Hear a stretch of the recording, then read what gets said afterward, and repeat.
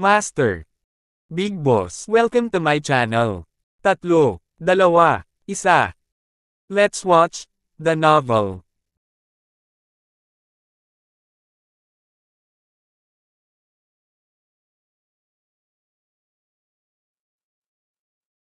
Sapat na ba ang mukha ko?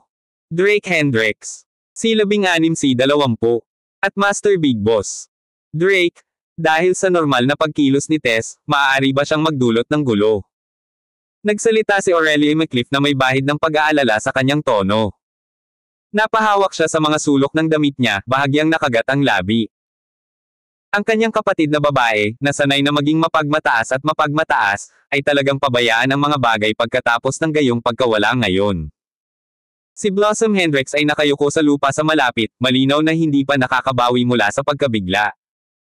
Kung tutuusin, isa lang siyang outsider. Sa isang salita lang ni Otis, maaari na siyang makick out sa grupo. Siguro kailangan kong humingi ng tawad kay Tess, mungkahi ni Blossom. Tumayo siya mula sa lupa at naglakad patungo sa pinto na nakayuko. Kailangan niya talaga ang trabahong ito. Sa mahinang kalusugan ng kanyang mga magulang at pagtanda, siya ang naging pangunahing suporta ng kanyang pamilya. Kung siya ay mawalan ng trabaho, ito ay isang kapahamakan para sa kanyang naghihirap na pamilya. Tumingin si Aurelia kay Blossom, bumantong hininga, at sumunod sa kanya. Kahit na siya ang pinuno ng proyekto, sa loob ng grupo, sa huli ay si Otis ang gumawa ng mga desisyon. Kung tataas ang usapin ngayon, tiyak na masisibak si Blossom. Mas mabuting pumunta na lang at humingi ng tawad kay Tess. Marahil ay mailigtas niya ang kanyang trabaho. Napakalupit ng buhay. Sa harap ng kapangyarihan, kailangang iyuko ng isa ang kanilang ulo. Sasama ako sa iyo, deklara ni Aurelia. Ang insidente ngayon ay nagsimula dahil sa kanya, at si Blossom ay nahuli sa crossfire. Dagdag pa, kasama siya doon, maaaring hindi masyadong malupit si Tess. Bakit kailangan mong humingi ng tawad? Walang pakialam na tanong ni Drake mula sa kanyang kinauupuan habang papalapit sa pinto ang dalawa. Drake, hindi pwedeng mawalan ng trabaho si Blossom. It's fine to endure this for a little while, Aurelia said as she turned to smile helplessly at him. Sa 3 taon niya sa grupo, nakasanayan na niya ang paghamak. Nakaraan na iyon. Aurelia, oras na para ipakita mo ang pride na nasa puso mo, tumayo si Drake at lumapit sa kanya, na nagpatuloy, ikaw na ang bagong project leader para sa grupo, hindi na yun junior executive. I can assure you, kung mapapalitan ang project leader, tatapusin agad ng Titan Group ang cooperation. Talaga, totoo ba iyon? Medyo hindi makapaniwala si Aurelia. Minsan nang sinabi ni Drake na malayong kamag-anak niya si Sky.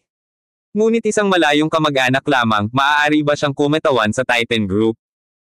O sa halip, gaano ka-impluwensya si Drake?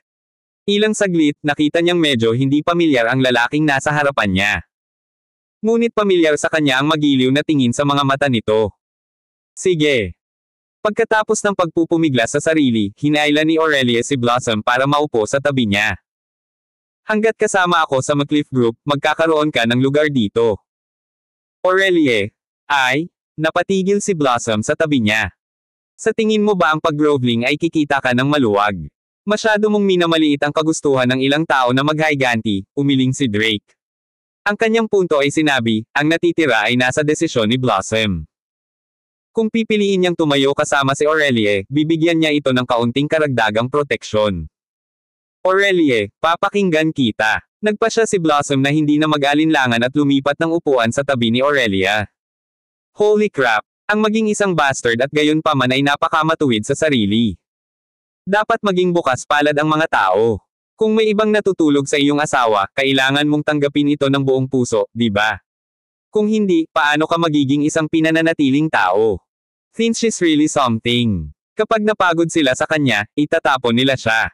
Sa tingin ba nila ang corporate cooperation ay isang larong pambata?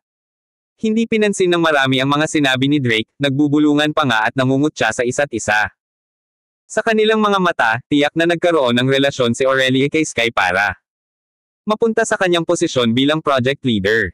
Ngunit ang gayong relasyon ay malinaw na hindi nananatili. Kung tutuusin, isa lang namang empleyado si Sky. Sabihin mo ulit yung sinabi mo. Lumapit si Drake sa empleyado na may sarkastikong komento, nakangiting tanong. Hey, ano ba? Alam mo sa puso mo. Sampal. Umalingaw-ngaw sa buong Sovereign Hall ang malutong na tunog ng isang sampal. Nanlaki ang mata ng lahat sa gulat sa eksenang nasa harapan nila. Bahagyang nakipagkamay si Drake at sinabing may tonong humihingi ng tawad, paumanhin, baka naging mabigat ako. Nakatulala sa upuan ang nasampal na empleyado, puno ng hindi makapaniwala ang kanyang mga mata. Naglakas loob ba talaga si Drake na saktan siya? Ang kanyang pangalan ay Maeve Leocadia, ang direktor ng workshop ng departamento ng R&D ng McCliff Group, at bumalik siya mula sa pag-aaral sa ibang bansa. Pagkabalik, minsan ay palihim niyang hinabol si Aurelia. Sa kasamaang palad, pumasok si Drake sa larawan at naging manugang ng McCliff family. Simula noon, si Maeve Leocadia ay tumayo sa tabi ni Otis McCliff, na patuloy na pinapahiya si Drake Hendricks at madalas na sinasamantala si Aurelia McCliff sa kanyang likuran. Kaya matagal na siyang ayaw ni Drake Hendricks. Ngayon ay ang kanyang malas, naglakad siya papunta sa linya ng apoy. Ikaw na basura, maglakas loob na saktan ako. Marahang pinunasan ni Maeve Leocadia ang gilid ng kanyang bibig gamit ang kanyang kamay, at dahil sa sobrang lakas ng sampal ay umaagos na ang dugo. Kung ang isang basurang tulad ko ay maglakas loob na saktan ka, ano ang gagawin mo? Mas masahol ka pa ba sa basura? Tahimik siyang pinagmamasdan ni Drake Hendricks, biglang naging yelo ang kanyang tingin. Ang tingin na iyon ay parang isang matalim na talam, na direktang tumusok sa puso ni Maeve Leocadia, na nagdulot ng lamig sa kanyang gulugod. Anong karapatan mong suntukin ako? I-report ko ang pangyayari ngayon sa chairman at hihingi ako ng paliwanag. Napalunok si Maeve Leocadia at bumangon sa galit. Sa mataas na prestihiyo sa kumpanya, kasama ang koneksyon kay Otis McCliff, kumpiyansa si Maeve Leocadia na kaya niyang ipaluhod sa kanya si Drake Hendricks at humingi ng tawad. Isang lalaking niligawan. Sampal. Muli siyang sinampal ni Drake Hendricks, na nagpabagsak kay Maeve Leocadia. Napakalakas ng puwersa kaya ilang beses na nagpumigla si Maeve Leocadia ngunit hindi pa rin makabangon. Napasinghap ang lahat sa gulat. Kailan kaya naging mapanindigan ang manugang na may doormat, na dati hindi lumalaban o nagsasalita? Maging si Aurelia McCliff ay nahirapang paniwalaan. Ito ba ay ang parehong Drake Hendricks tulad ng dati? Sige at mag-uukay-ukay, at tingnan natin kung sino ang mapapaalis sa kumpanya at kung sino ang luluhod para humingi ng tawad. Pagkasabi nun, iminuwestro ni Drake Hendricks ang waiter sa pintuan, itapon mo sa akin ang lalaking ito. Oo. Lumapit ang dalawang waitstaff at parang patay na asong hinaila palabas ng private room si Maeve Leocadia. Ngayon, lahat, kain na tayo. Bahagyang pinitik ni Drake Hendricks ang kanyang mga daliri, at agad na inihain ng waiter ang mga pinggan. Sa totoo lang, makukuha mo ang binabayaran mo. Ang presyo ay matarik, ngunit ang mga pagkain sa Asher Percival ay tiyak na top-notch. Ngunit sino ang may gana kumain ngayon? Lahat sila ay tumingin kay Drake Hendricks na may kakaibang mga mata, hindi maintindihan kung paanong ang dating walang kwenta ay biglang naging dominanti. Sa ibaba, nang makita ni Calvin Leopold si Tess McCliff na bumagsak sa hagdan, naging berde ang kanyang mukha. Ang kanyang asawa ay tinatrato ng masama ni Drake Hendricks, ang doormat, at ito ay nababaliw sa kanya sa galit. Silas, kailangan mong manindigan para sa akin sa bagay na ito. Nilinggan niya si Silas Cook, nagngangalit ang kanyang mga ngipin sa galit. Calvin, para sa'yo, ako na ang bahala. May binulong si Silas Cook kay Jackson Brandon at saka naglakad kasama ang 4 o 5 matipunong lalaki. Sino ang nagmamalasakit sa Emperor Hall na ito? Makakaganti ako sa iyo. Dahil doon, inakay niya sina Calvin Leopold at Tess McCliff sa hagdan. Sir, hindi po kayo pwedeng pumasok dito. Isang waiter ang hamarang sa daan nila. Anak, hindi mo ba nakikilala si Silas? Bago ka ba dito? Isang allopier sa likod ni Silas ang lumapit, patuloy na tinutulak ang waiter. Anong nangyayari? Sumugod si Tobias Percival, ang manager ng hotel, nang marinig ang kaguluhan. Ang mga makapasok sa Emperor Hall ay may natatanging katayuan, at hindi sila nang ahas na saktan sila. Tobias, hindi ba marunong makakita ang mga tao mo? Habang may hawak na bote ng beer, ngumisi si Silas Cook kay Tobias Percival, ibibigay ko lang ang respeto ko sa isang inumin, at ang batang ito ay naglakas loob na pigilan ako. Silas, may customer na black card sa loob, mas mabuti na huwag mo silang saktan. Si Tobias Percival ay pawis na pawis mula sa kanyang noo. Malaki ang reputasyon ni Silas sa Morelos City, at hindi niya kayang saktan siya. Ngunit ang taong nasa loob ay maaaring hindi rin madaling pukawin. Calvin, tama ba ang intel mo? Nang marinig ang mga salita ni Tobias Percival, lumingon si Silas at bumulong. Kung talagang may hawak na itim na card sa loob, talagang nag-aatubili siyang magsimula ng gulo. Kung tutusin, sa simpleng salita, siya lang ang pinakamabangis na aso sa ilalim ng utos ng dominating tiger. Kung talagang na-offend niya ang ilang big shot, si Aaron Jackson ay maaaring hindi tiyak na magpapatunay sa kanya. Huwag kang mag-alala, talo lang ang nabubuhay sa mga babae. Ang kanyang asawa ay natulog sa iba, at iyon ay kung paano siya nakakuha ng isang card mula sa kung sino ang nakakaalam kung saan. Paliwanag ni Calvin sa mahinang boses sa tabi niya. Tobias, ibibili kita ng inumin sa susunod. Bang! Tumalikod si Silas at sinipa ang pinto sa pribadong silid ng Emperor Hall. Kung sino man ang nang-ahas na ay bully ang kanyang kaibigan, hindi sila aalis dito nang nakatayo. Salamat sa pakikinig kay Master Big Boss Channel. Narinig kong may naghahanda ng piging dito, kaya't ang hamak na Silas Cook ay dumating upang buhayin ang mga bagay-bagay. Pagkatapos si Payne buksan ang pinto sa pribadong silid, si Silas Cook ay nagmamayabang papasok, hawak ang isang bote ng alak. Sinundan siya ng ilang matipunong kababata. Si Calvin Leopold at ang kanyang grupo ay hindi pumasok, nakatayo sila sa labas, nakikinig. Hinihintay na lang nilang mapahiya sina Aurelia McCliff at Drake Hendricks bago sila pumasok para tangkilikin ang palabas. Sir, ikaw. Sampal. Magsasalita pa lang ang isang waiter nang sampelan siya ng isa sa mga kampo ni Silas Cook sa mukha. Bulag ka ba? Hindi mo kilala si Kuya Silas. Ang sampal na ito ay bumulaga sa mga empleyado ng McCliff Group at mga miyembro ng McCliff Clan na naruroon. Ang iilang taong ito ay mukhang mabangis, at sa kanilang agresibong pagpasok, paanong hindi matatakot ang sinuman. Ayos lang, huwag takutin ang mga bisita. Iminuwestre ni Silas Cook ang kanyang kamay, senyales sa kanyang mga kampa na umatras.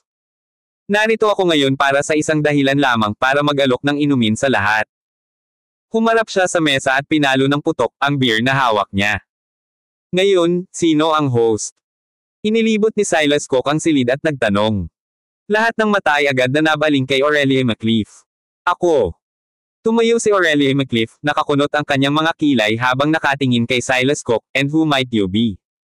Malinaw na may masamang intensyon ang bisita. Pero sa natatandaan niya, hindi siya nag-provoke kahit kanino. Ang hamak na Silas Cook, na gustong makisalo ng inumin kay Miss McCliff. Itinaas ni Silas Cook ang kanyang baso, at agad itong nilagyan muli ng kanyang mga kasamahan para sa kanya. Si Silas Cook mula sa Morelos City, narinig ko na siya ay isang matigas na tao na may kaunting buhay sa kanyang mga kamay nitong mga nakaraang taon. Paano tayo napunta sa masamang panig ng salot na ito? Nang marinig ang karumaldumal na pangalan ni Silas Cook, tila natakot ang mga empleyado at miyembro ng clan. Lahat sila ay masunurin sa batas, kailan pa nila nasaksihan ang ganitong eksena. Gayunpaman, tila partikular na pinupuntirya ni Silas Cook si Aurelia McCliff, at wala itong kinalaman sa kanila. Sa kaisipang ito, ang lahat ay talagang sabik na panoorin ang paglalahad ng drama. Kaya si Kuya Silas. Narinig din ni Aurelia McCliff ang pagiging kilala ni Silas Cook. Gayunpaman, hindi niya ito masyadong pinag-isipan dahil talagang walang koneksyon sa pagitan nila. Ayaw ni Aurelia McCliff ng gulo, kaya itinaas niya ang kanyang baso at nakipag-inuman kay Silas Cook. Ngunit bago pa niya maibaba ang kanyang baso, nilagyan na muli ito ng kampa ni Silas Cook. Anong ibig mong sabihin dito? Kumunat ang noo ni Aurelia McCliff, namumuo sa loob niya ang pagkabalisa. Sa matalik na kaibigan, ang 1,000 tasa ng alak ay masyadong kakaunti. Miss McCliff, siguradong hindi mo ipagkakait sa akin ang mukha na ito, di ba? Inikat ni Silas Cook ang kanyang baso, isang mapanuksong ngiti ang tumakip sa kanyang mukha.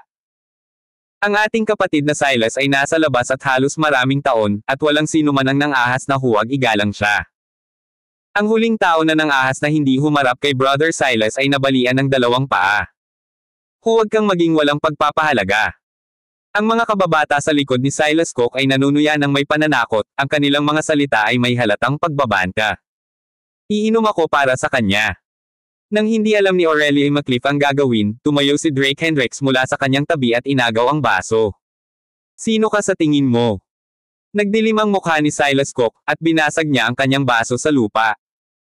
Kapag gumawa ako ng mga bagay, hindi dapat makialam ang iba. Bata, nakakasira ka talaga ng mood. Sa sandaling matapos magsalita si Silas Cook, nagsimulang sumulong ang kanyang mga kampan patungo kay Drake Hendricks. Kuya Silas, ito ang asawa ko, makikipag-inuman ako sa iyo. Nagmamadaling pinulot ni Aurelie McCliff ang baso, nakatayo sa harap ni Drake Hendricks. Ang iba sa kanila ay umupo sa kanilang mga upuan, masigasig na manood ng palabas. Oh, so asawa ni Miss McCliff. Piningot ni Silas Cook ang kanyang tainga, nagsasalita ng may panghahamak, narinig ko ang pamilya McCliff na ikinasal sa isang taunan, ito pala ang lalaking ito dito. Umiling siya, sabay turo kay Aurelie McCliff, I can let it go, but you see this case of beer. Ikaw at ako ay maghihiwalay, inumin mo lahat. Klang! Inihagis ng isang kasambahay ang isang case ng beer sa lupa, malamig at nagbabanta ang kanyang tingin. Parang agad silang susugurin at babaliin ang mga paa ni Drake Hendricks kapag hindi nasagot ang hamon. Kahit na ang isang hanggal ay maaaring sabihin na si Silas Cook ay narito upang pumili ng isang away. Umupo ka. Diniinan ni Drake Hendricks ang balikat ni Aurelie McCliff, pinaupo siya pabalik sa upuan.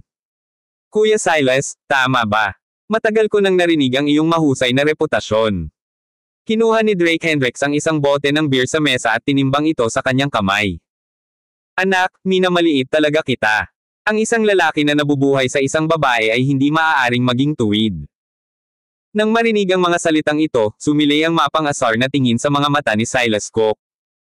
Kung tutuusin, ang reputasyon ng isang tao ay parang anino, at siya, si Silas Cook, ay ipinagmamalaki na kilala siya. Bang!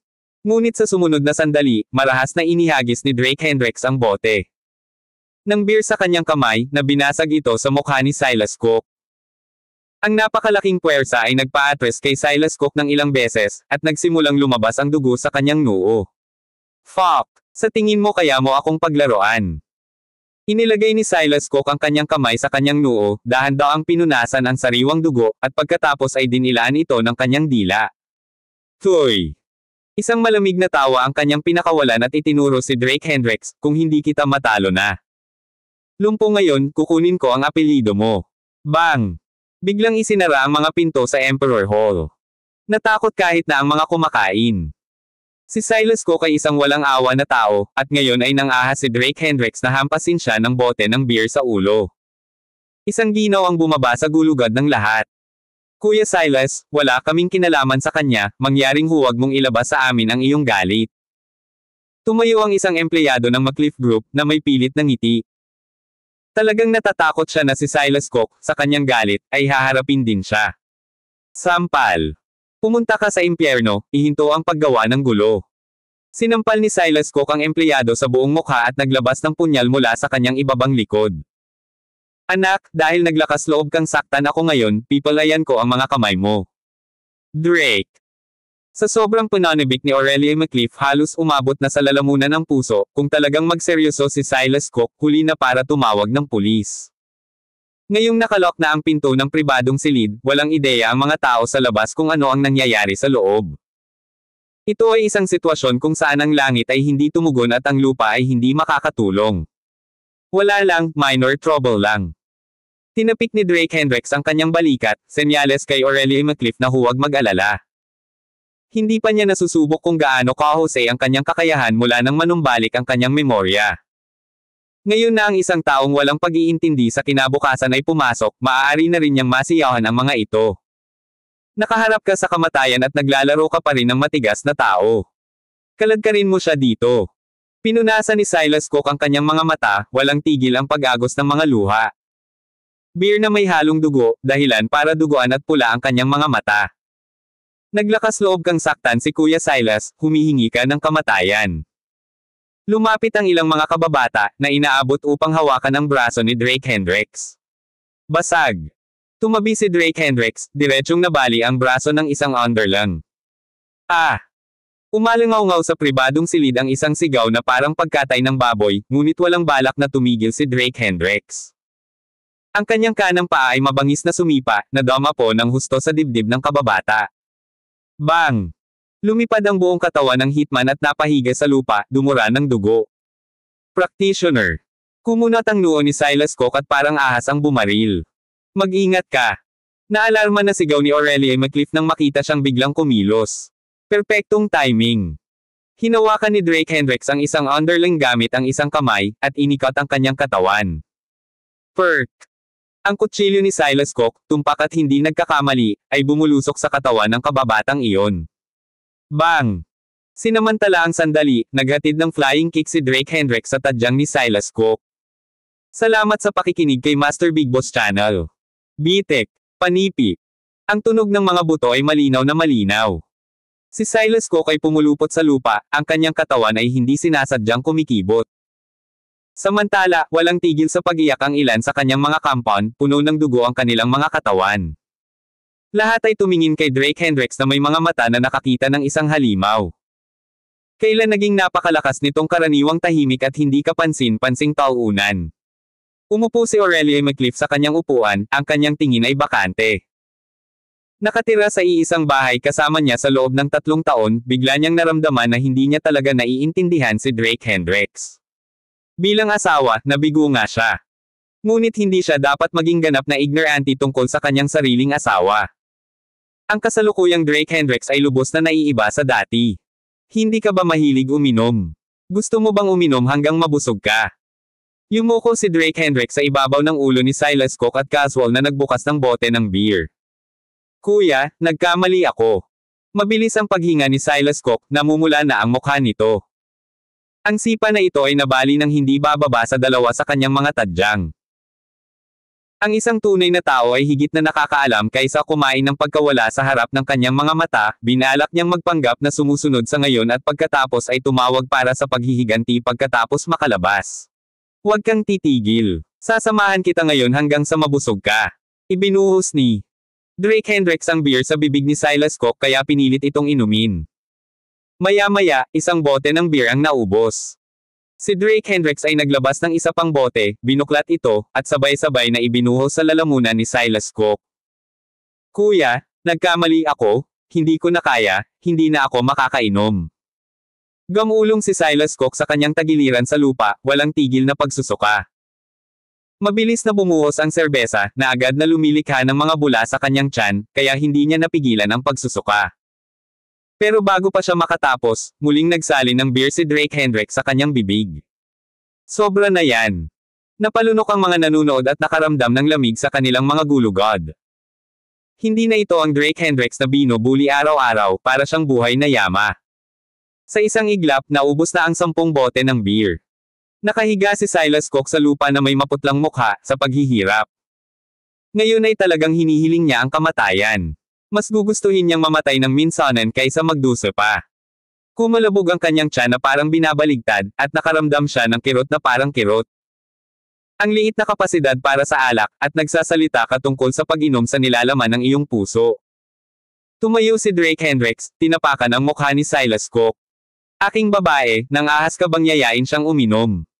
Sa sandaling iyon, isang matinding hangarin ng pagpatay ang bumungad sa kanya. Ngunit namula ang mga mata ni Aurelia McCliff, at halos maluha. Hindi ba ito ang gusto niya? Ang magkaroon ng isang tao na tumayo sa kanyang harapan kapag siya ay may problema, na umaako sa lahat para sa kanya. Sa 3 taon, hindi niya akalain na ang taong iyon ay si Drake Hendricks. Ang asawang minamaliit ng lahat, binansagan siyang walang kwentang tauunan. Sa wakas, hindi na niya napigilan ang kanyang panloob na emosyon at napaluha sa mesa. 3 taon ng mga hinaing ang pinakawalan sa sandaling iyon. Drake, salamat. Tahimik na sabi ni Aurelia McCliff sa kanyang puso. Yung linyang babi ko, naglakas loob ka din na painumin siya, hindi ba ito ay para sa lahat ng naroroon? Sa loob ng 3 taon, pinahirapan siya ng mga taong ito, binubuli si Aurelia McCliff hanggat maaari. Ngayon, ginagamit ni Drake Hendricks ang paraang ito para balaan ang lahat. Ang aking babae ay hindi dapat ay bully ng sinuman. Noon lang, ang isa sa mga kasambahay ay tila may naalala, ang kanyang mukha ay agad na namutla. Samandal siya sa tenga ni Silas Cook at sinabi sa nanginginig na boses, mukhang may problema ang Black Bear dahil nasaktan niya ang taong ito. Noong araw na iyon, nang hinanap ni Drake Hendricks si Aaron Jackson sa Copper Sparrow platform, nagkataong nasa malapit ang kababatang ito. Biglang nangyari ang lahat kaya hanggang ngayon ay hindi na niya maalala. Ano? Biglang nanghina ang mga mag-aaral ni Silas Cook, pakiramdam na parang naubos ang lahat ng enerhiya sa kanyang katawan. Sinamantala ang puwang na ito, kinuha ng isa pang kampa na may mas magaan na pinsala ang kanyang mobile phone at nagpadala ng mensahe sa mga tao sa ibaba. Nang mga sandaling iyon, si Jackson Brandon at ang kanyang grupo ay umiinom sa ibaba. Ngayon ay minarkahan ang kanyang ika-26 na kaarawan, at maraming mayayamang ikalawang henerasyon mula sa Moreles City ang sumugod upang ipagdiwang. Dahil hindi ma-accommodate ng private room ang lahat, nagpabook na lang si Jackson Brandon sa buong unang palapag para uminom at magsaya kasama ang kanyang mga kapatid. Ang Brandon family ng Moreles City, mga tunay na heavyweights na may hindi mabilang na mga asset, ay nagkaroon ng malalim na koneksyon sa maraming big shot. At bilang nag-iisang anak ng Brandon family, si Jackson Brandon ang naging focus ng pambobola ng lahat. Habang umiinom ang lahat, tahimik na lumapit sa tabi ni Jackson Brandon ang isang binata at bumulong ng ilang salita sa kanyang tainga. Ano?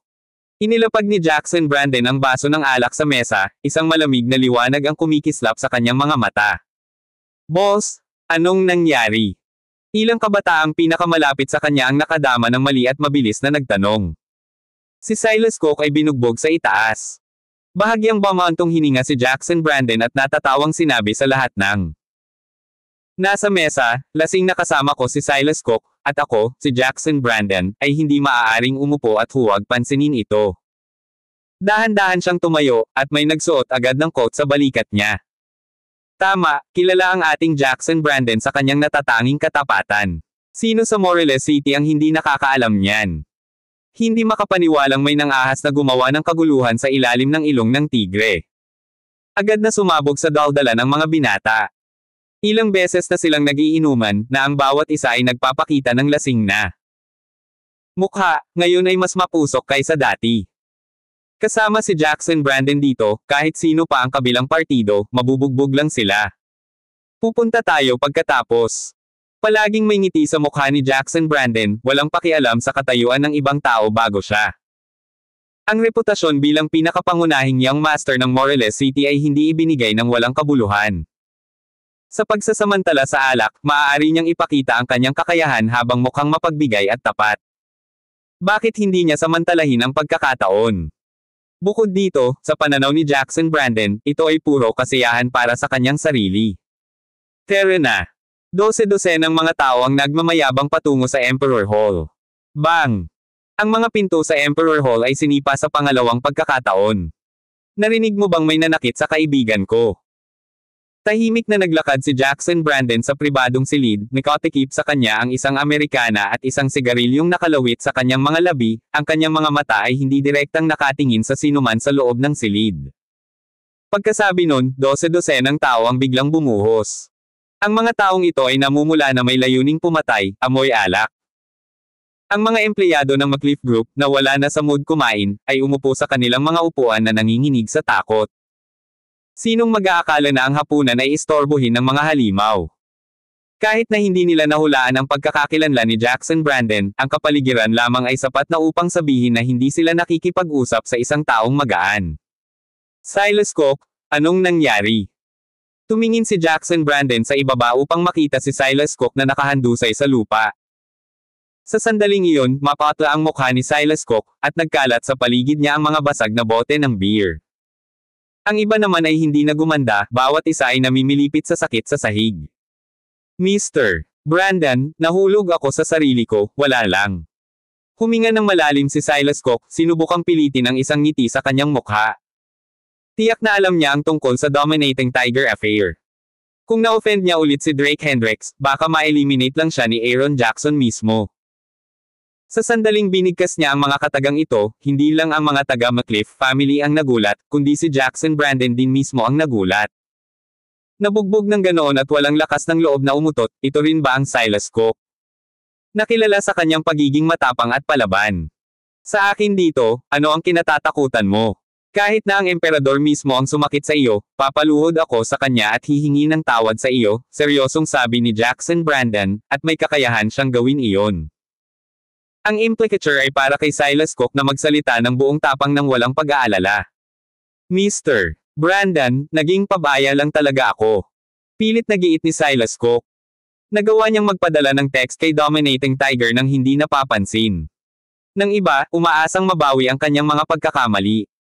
Dahil sa laki ng insidente, tiyak na aaksyon si Jackson Brandon. Sa buong Moreles City, malamang si Aaron Jackson lang ang makakalaban kay Jackson Brandon. Pagkatapos ay ipagpalagay muna natin na ito ay may kinalaman sa lahat ng naroroon. Pinitik ni Jackson Brandon ang upos ng sigarilyo mula sa kanyang kamay, sumenyas, at sinabing, "Magsimula tayo sa mga nasa kaliwa, isa-isa." Tumanggi akong maniwala na hindi. Tayo makakakuha ng mga sagot mula sa kanila. Oo. Ilang kabataang lalaki ang humakbang patungo sa mga empleyado ng McCliff Group. Salamat sa pakikinig kay Master Big Boss Channel. Nang sabihin ito ni Jackson Brandon, natakot niya ang lahat ng empleyado. Lahat sila ay disenteng mga manggagawang puti, kailan pa sila nakakita ng ganitong eksena. Kayong mga bulag na tanga, hindi man lang nakikilala si Mr. Brandon. Dahil ayaw mong umamin ng tapat, huwag mo kaming sisihin sa pagiging malupit. Isang binata na nakasuot ng pula ang lumabas mula sa likuran ni Jackson Brandon, ang kanyang damit ay nagpapahiwatig na siya ay hindi maganda. Mr. Brandon. Sa sandaling marinig ng lahat ang pangalan ni Jackson, sila ay lubos na napatulala. Sa Moreles City, kinilala si Jackson Brandon bilang numero 1 playboy. Sa suporta ng Brandon family, araw-araw niyang ibinaba ang kanyang timbang. Maraming kilalang tao sa Moreles City ang kinailangang tumango at yumuko, na tinawag siyang Mr. Brandon pagkatapos siyang makita. Isang figurang kasing Diyos nito, siya ba ay isang taong kayang-kaya nilang saktan? Iyon ang dahilan kung bakit ang mga miyembro ng McCliff Clan ang unang lumapit, itinuro si Drake Hendricks at sinabing, Mr. Si Brandon, siya ang nakabangga sa kanya, wala itong kinalaman sa atin. Oo, Mr. Brandon, hindi talaga namin alam. May ulo para sa isang utang, ang bagay na ito ay kagagawan lang ni Drake Hendricks, wala itong kinalaman sa atin. Napatayo silang lahat sa kinauupuan nila, habang nagbubulungan at nakaturo kay Drake Hendricks. Karamihan sa kanila ay naghahanap ng dahilan para makapaghiganti, sinamantala ang pagkakataong ito para sugpuin ang mag-asawang ito. Nangangahulugan ang pagkakasala kay Jackson Brandon na tiyak na nawala ang posisyon ng pinuno ng proyekto para sa pakikipagsapalaran ng McCliff. Ang masama pa, maaaring kailanganin pa ni Old Master McCliff na personal na makialam, at maaaring hindi man lang. Ibigay sa kanya ng pamilyang Brandon ang mukha. Ang yabang mo talaga, pero mahina ka. Diretso ang tingin ni Jackson Brandon kay Drake Hendricks habang nakapulupot ang mga kamay sa likod. Medyo may impression siya sa manugang na ito ng McCliff family. Ang kasal 3 taon na ang nakakaraan ay naging katatawanan ng mga residente ng Moreles City sa kanilang oras ng paglilibang. Balak ba ni Mr. Brandon na makialam sa usaping ito? Sumandal si Drake Hendricks sa upuan at tumingin kay Jackson, nakapatong ang baba sa kamay at mga mata na puno ng saya. Sa kanyang kasalukuyang mga kasanayan, ang pagkatalo sa mga taong ito ay walang problema. Ngunit ano ang kanyang katayuan? Kaya ba niyang kumilos ng basta-basta? Bro, inilalagay ako ni Tim sa isang kerncourt position. Pinahihit ni Jackson Brandon ang kanyang leeg, at agad na tumakbo ang kanyang mga alipors, na nagdala sa kanya ng isang upuan. Dumating si Silas Cook para ipagdiwang ang aking kaarawan ngayon, kaya kapatid ko siya, si Jackson Brandon. Maaari kang lumabas at magtanong kung paano ko, Jackson Brandon, tinatrato ang aking mga kapatid, talagang inilagay ko ang aking sarili sa linya para sa kanila. Umupo siya sa upuan, casual na naka-cross legs. Isang masamang tingin ang bumungad sa kanyang mukha. Ngayon, sa paghampas mo sa kanya, sinasampal mo ang mukha ko. Kung matatapos lang ang bagay na ito, paano ako titignan ng iba, Jackson Brandon, sa hinaharap? So, desidido ka bang lumaban sa akin? Bahagyang ngumiti si Drake Hendricks. Mr. Brandon, sorry talaga, humihingi ako ng tawad sa iyo sa ngalan niya. Si Aurelie McCliff, nag-aalangan, tumayo at hinawakan ang isang baso ng alak. Sana ay maging mapagbigay ka at hindi yumuko sa aming antas. Pagkasabi noon, mabilis niyang hinayla si Drake Hendricks, humihingi ng paumanhin kay Mr. Brandon, huwag masyadong matigas ang ulo. Si Jackson Brandon ay hindi katulad ni Silas Cook, siya ang tunay na pakikitungo, isang tunay na young master. Ang pamilya Brandon ay mayroon lamang itong isang anak na lalaki, at halos lahat ay naiwan sa kanyang kapritsyo. Sa harap ng ganoong lalaki, maaari lamang silang magpasakop. Humihingi ng tawad. Tumawa ng malakas si Drake Hendricks at itinuro si Jackson Brandon, "I apologize, do you dare accept it?" Nang matapos siyang magsalita ay natigilan ang lahat. Ang mga miyembro ng McCliff family at mga empleyado ng McCliff Group ay nakatingin sa kanya na para bang isa siyang tanga. Ikaw, isang walang kwentang manugang, sino ka para tumindig kay Mr. Brandon?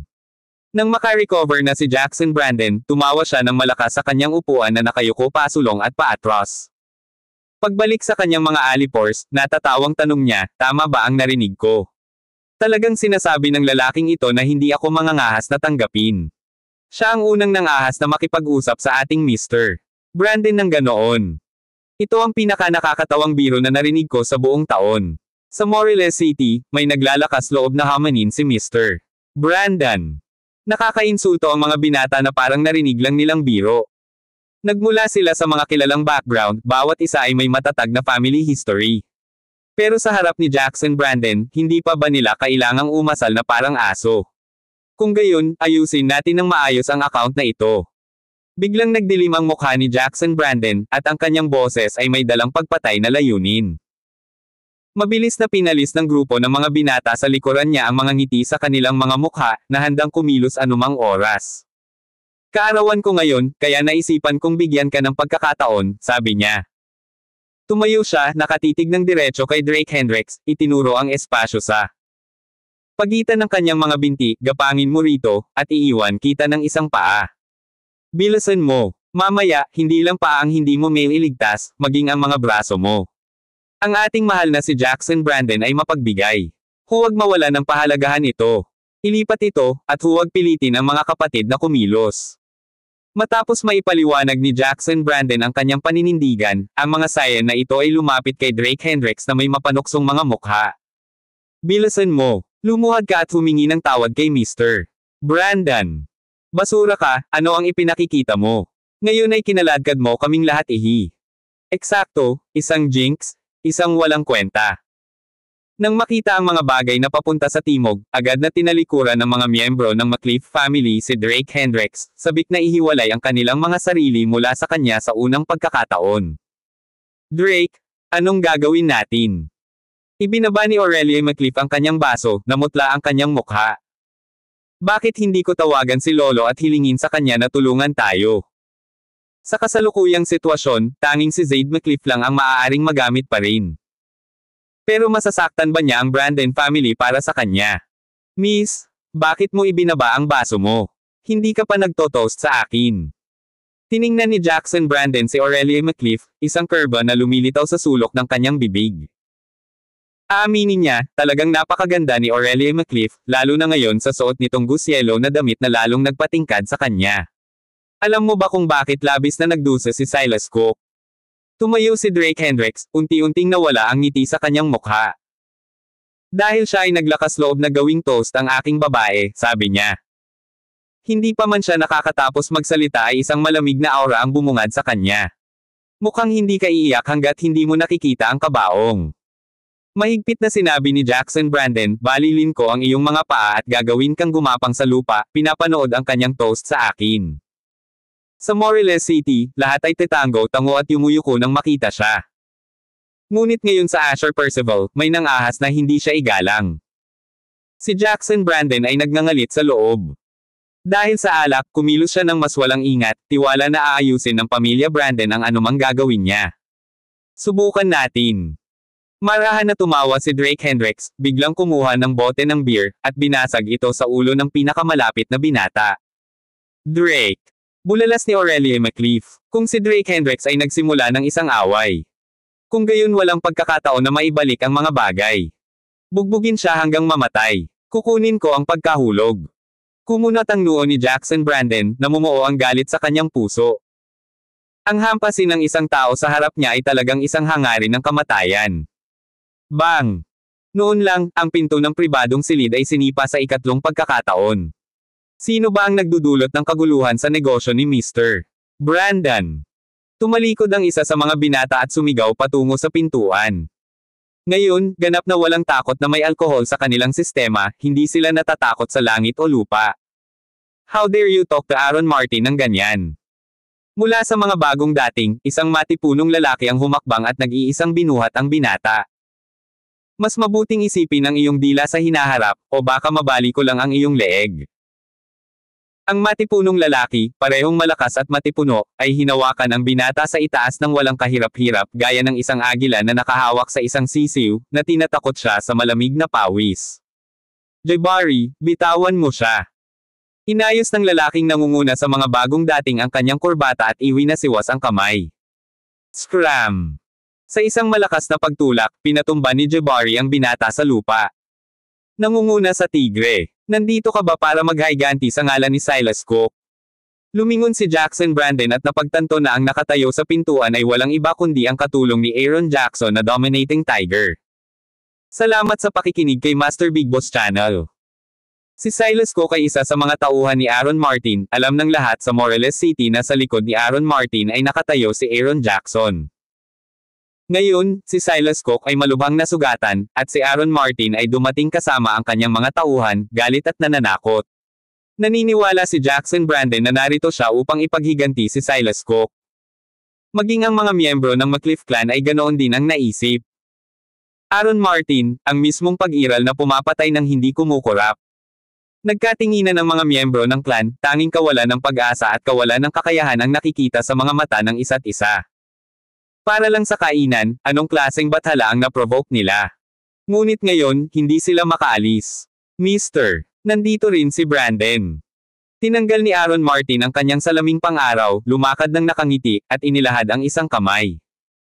Kapag ang lalaki ni Aaron Martin ay binugbog, natural, ako, si Jackson Brandon, ay hindi maaaring tumayo lamang. Tumayo si Jackson Brandon mula sa kanyang upuan, nakipagkamay kay Aaron Martin, at pagkatapos ay umupo muli. Bagamat may malaking reputasyon si Aaron Martin, sa bandang huli, hindi siya kapantay ni Jackson Brandon, na hindi kailangang maging masyadong magalang sa kanya. Muntik na akong maghiganti sa'yo, Aaron Martin. Sa tamang panahon, ikaw mismo ang makakasaksi nito. Panipi. Naglabas ng sigarilyo si Jackson Brandon, at agad na may nagsindi nito sa likod niya. Aaron Martin, gusto mo. Tumingin siya kay Aaron Martin ng may interes. Nais din ni Jackson Brandon na makibahagi sa ilang mga kulay abo na industriya, ngunit kasama si Aaron Jackson, hindi ito maginhawa para sa kanya na gawin ito. Ang pagkapanalo kay Aaron Martin ay isang bagay na naisip niya ng higit sa isang beses. Ngayon ay isang bihirang pagkakataon. Salamat sa magandang alok, Mr. Brandon, ngunit hinihit-hit ko lamang ang mga sigarilyong ibinigay sa akin ni Aaron Jackson, nakangiting sabi ni Aaron Martin habang tumatanggi. Mabuti. Sa tuwing interesado ka, Aaron Martin, puntahan mo lang ako. Tumango si Jackson Brandon at hindi na nagsalita pa. Hindi nagmamadaling manalo sa isang tulad ni Aaron Martin. Aaron Martin, itong binata ang labis na nasaktan si Silas Cook.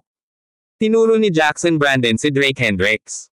Sa harap ni Aaron Martin, baliin mo muna ang dalawang paa niya para sa akin. Oo. Ilang kabataang lalaki ang nagtaas ng manggas at lumapit kay Drake Hendricks. Maghintay ka.